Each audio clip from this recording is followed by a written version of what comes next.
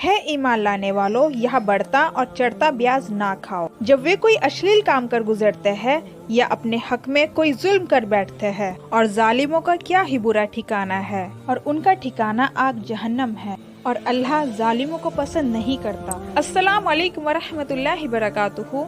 सूरा आले इमरान आयत 130 से लेकर 155 तक। अल्लाह के नाम से जो अत्यंत कृपाशील और दयावान है ईमान लाने वालों, यह बढ़ता और चढ़ता ब्याज ना खाओ और अल्लाह का डर रखो ताकि तुम्हें सफलता प्राप्त हो।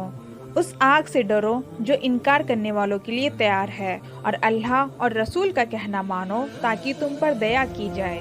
दौड़ कर चलो उस राह पर जो तुम्हारे रब की बख्शीश और उस जन्नत की ओर जिसका विस्तार आकाशों और धरती जैसा है।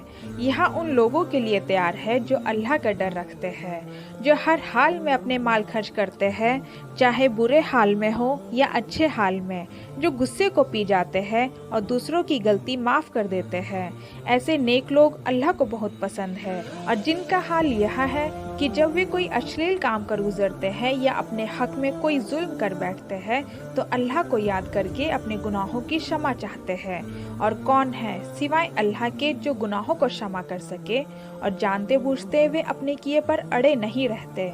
ऐसे लोगों का बदला उनके रब के पास ये है कि वो उनको माफ कर देगा, और ऐसे बागों में उन्हें दाखिल करेगा जिनके नीचे नहरें बहती होंगी, और वहाँ वो हमेशा रहेंगे। कैसा अच्छा बदला है अच्छे काम करने वालों के लिए। तुमसे पहले कितनी मिसालें बीत चुकी है, धरती में चल फिर कर देखो, झुठलाने वालों का क्या परिणाम हुआ है। यहाँ लोगों के लिए बयान और चेतावनी है, और डर रखने वालों के लिए मार्गदर्शन और उपदेश है। और तुम सुस्त ना पड़ो और दुखी ना हो यदि तुम ईमान वाले हो। हाल यह है कि तुम ही प्रभावी हो। यदि तुम्हें चोट पहुँचे तो उन्हें भी तो ऐसी ही चोट पहुँच चुकी है।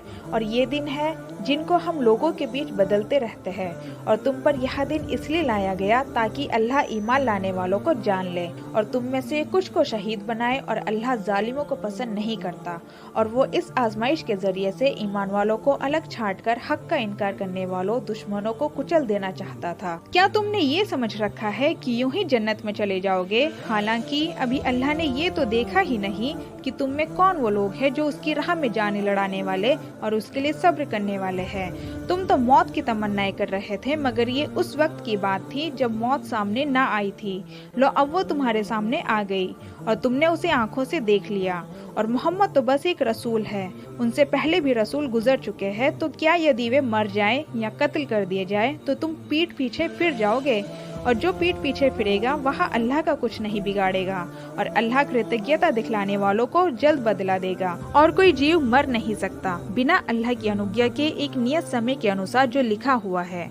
जो दुनिया का बदला चाहते हैं उन्हें हम उसमें से देते हैं, और जो आखिरत का बदला चाहते हैं उन्हें हम उसमें से देंगे, और हम कृतज्ञता दिखाने वाले को जल्द बदला देंगे।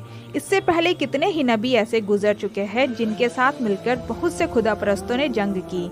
अल्लाह की राह में जो मुसीबतें उन पर पड़ी उनसे उन्होंने हिम्मत नहीं हारी, उन्होंने कमजोरी नहीं दिखाई, वो बातिल के आगे झुके नहीं।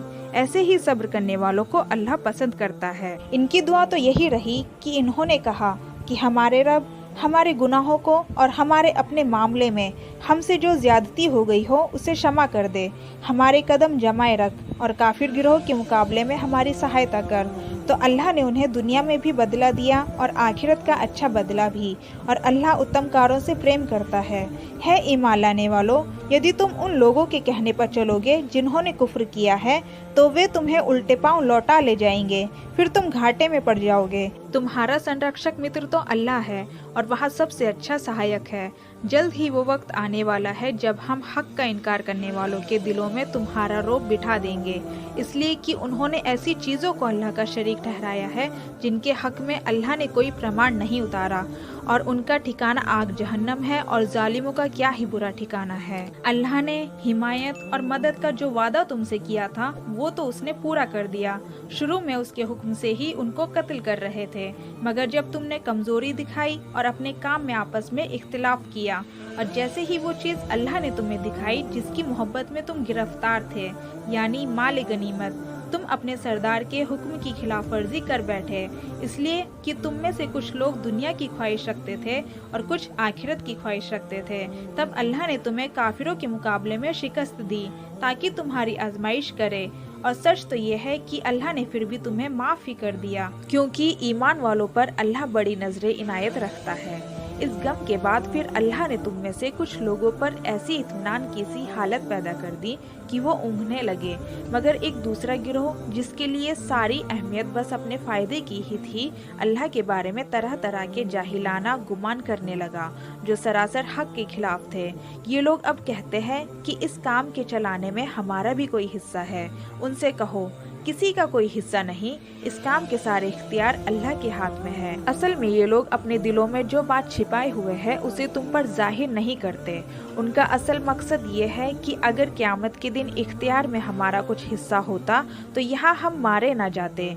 इनसे कह दो कि अगर तुम अपने घरों में भी होते तो जिन लोगों की मौत लिखी हुई थी वो खुद अपने मारे जाने की जगहों की तरफ निकल आते।